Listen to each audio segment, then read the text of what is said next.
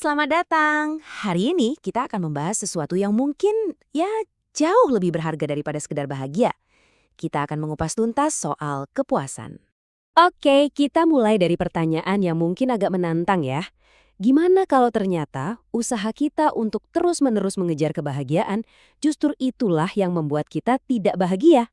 Nah, pertanyaan tadi itu membawa kita ke sebuah fenomena psikologis yang sering banget kita alami tanpa sadar.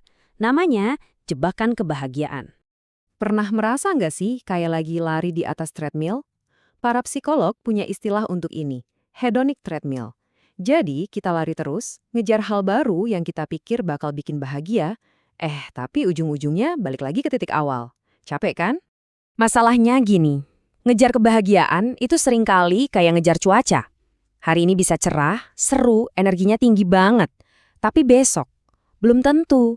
Sifatnya itu sesaat dan seringkali bergantung sama hal-hal di luar kendali kita. Oke, kalau kebahagiaan itu adalah cuaca yang gampang berubah, terus apa dong alternatifnya? Nah, coba kita geser fokus kita dari cuaca ke iklim. Nah, lihat deh perbandingannya di sini.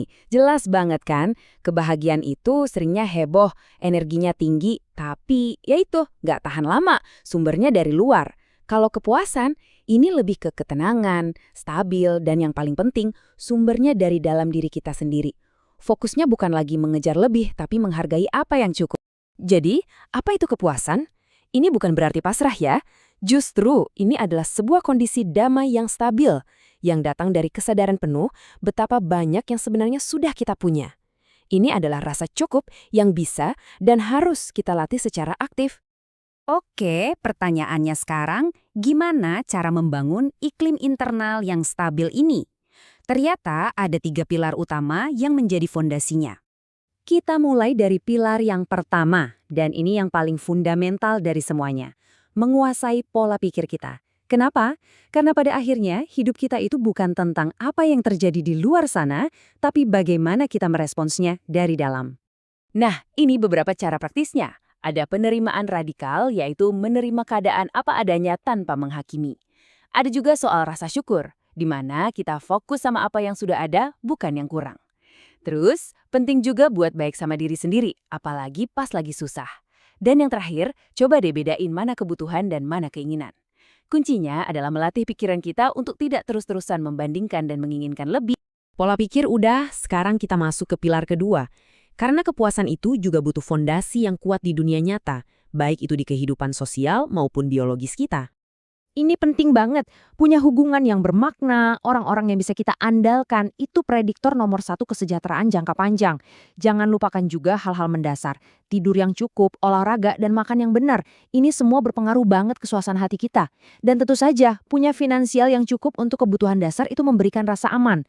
Ngomong-ngomong soal hubungan, ada studi keren dari Harvard yang berjalan selama 80 tahun. Dan hasilnya, kualitas hubungan kita ternyata jadi faktor paling penting buat kesehatan dan kepuasan hidup. Luar biasa kan?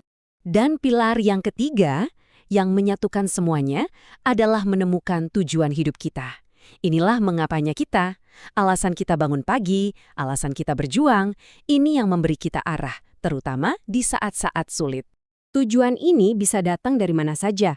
Bisa dari pekerjaan yang kita anggap bermakna, atau dari kondisi yang disebut flow.